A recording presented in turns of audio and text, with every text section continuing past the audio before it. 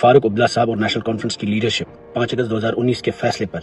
या एब्रोगेशन के फैसले पे 370 को खत्म करने के फैसले पे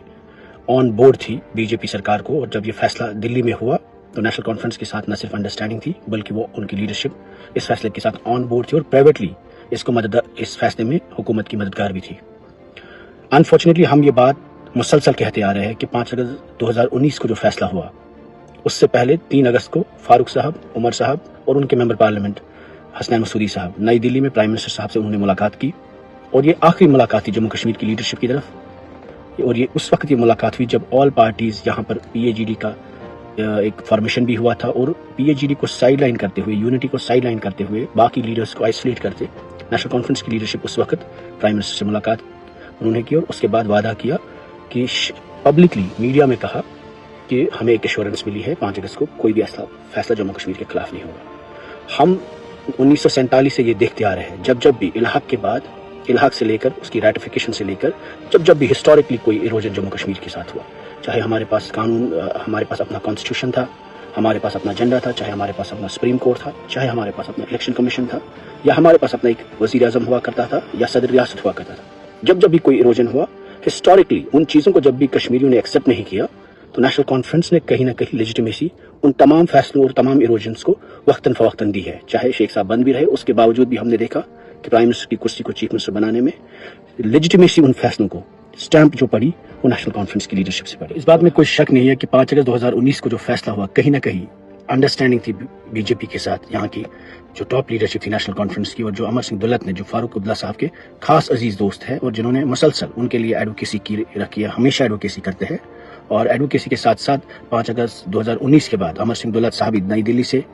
इंटरलोकेटर भी थे जिन्होंने नेशनल कॉन्फ्रेंस के साथ उस वक्त बात भी की और फारूक अब्दुल्ला साहब को पैसिफाई भी किया। गर्ज कहने का यह है कि ये जो एक बहुत बड़ा हिस्टोरिक बिट्रेयल हुआ जम्मू कश्मीर की आवाम के साथ, इसमें फारूक अब्दुल्ला साहब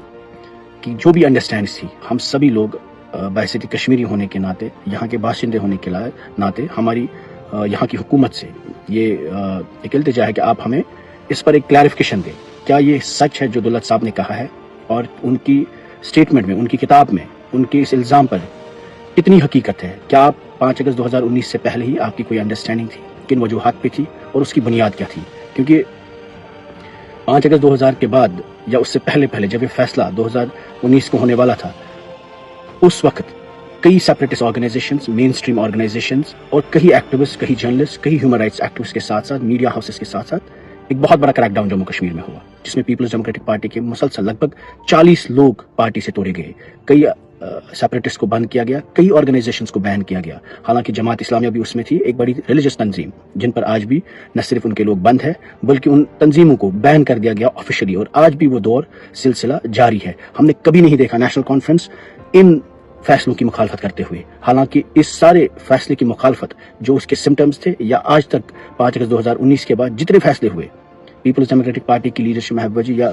हमारी पार्टी के लोग मुसलसल न सिर्फ उस प्रेशर को उठाया, सख्ती को उठाया, पार्टी को तोड़ फोड़ किया गया, बल्कि कुछ पार्टियां बनाई गई और कुछ पार्टियां बचाई गई। ऐसी क्या वजूहात थी? अगर नेशनल कॉन्फ्रेंस यहाँ की सबसे बड़ी तहरीक रही है कि इस तंजीम को न सिर्फ प्रोटेक्ट किया गया बल्कि इनके मैंडेट को, जो आज आप देखते हैं 50 एमएलए इनके पास है, 50 एमएलए होके इन्होंने 5 अगस्त पे बात नहीं की, 370 का अपने रेजोल्यूशन में मेंशन नहीं किया और स्टेटहुड का रेजोल्यूशन उठाया जो पहले कैबिनेट ने किया, जो प्राइम मिनिस्टर साहब ने कहा, जो बीजेपी के लीडर साहिबान ने, हुकूमत ने खुद वहां से ही ऑफर किया था। इस तरीके में 5 अगस्त 2019 को न सिर्फ नॉर्मलाइज किया बल्कि यहाँ की जद्दोजहद को, यहाँ की लड़ाई को, यहाँ की घुटन को, यहाँ की खामोशी को, 5 साल जो अजाब था, जो नौजवान जेलों में थे, उन सारी चीजों पर खामोशी की। आज जब नेशनल कॉन्फ्रेंस की सरकार यहाँ पर है, एक 5 अगस्त के बाद जितने भी फैसले किए गए, एक भी फैसला इस हुकूमत ने रिवर्स नहीं किया। और आज जब असेंबली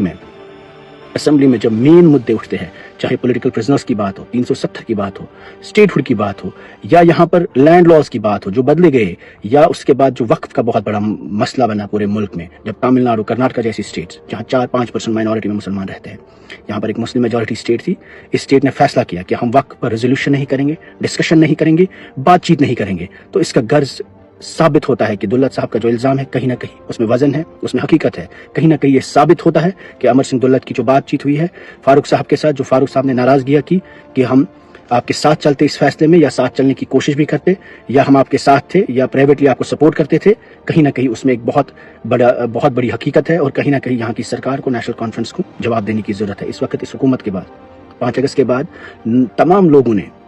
اعتماد دیا, 50 سیٹیں دی, کہا شاید یہ 370 پہ بات کریں گے, شاید یہ پرزنرز پہ بات کریں گے, شاید یہ بینڈ آرگنائزیشنز پہ بات کریں گے. لیکن آج جب لوگوں کی زمین اٹیچ ہوتی ہے, ہماری سرکار خاموش ہے. آج جب ملازموں کو ٹرمینیٹ کیا جاتا ہے, ہماری حکومت خاموش ہے. اور آج جب وقف کی بل امینڈمنٹ